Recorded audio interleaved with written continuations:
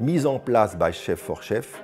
C'est un programme qui est quelque part la version 2.0 des essentiels. Alors dans les essentiels, qu'est-ce qu'on a cherché à faire à l'époque? C'est de voir quel était justement l'essentiel des techniques dont on parlait. Ces techniques n'ont pas beaucoup changé aujourd'hui, elles sont quasi toutes les mêmes. Mais la manière de les transmettre, la manière de les comprendre a changé.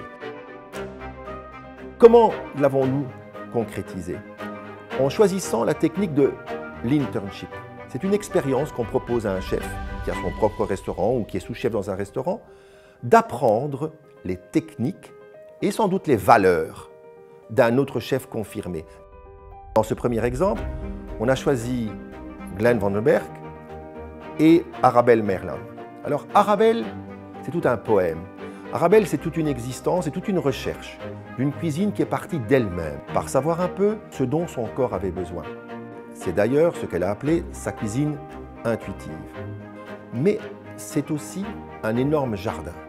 Alors, depuis des années, qu'est-ce qu'elle fait? Arabelle voyage, elle vérifie ses intuitions, elle cherche à exprimer les saveurs. Au premier abord, on peut voir ces assiettes assez fleuries, assez décorées. C'est magnifique, on apprécie cette beauté. Mais dans cette beauté, qu'est-ce qu'on trouve? On trouve une recherche énorme sur la saveur, avec toujours cette même obsession du départ, c'est faire du bien.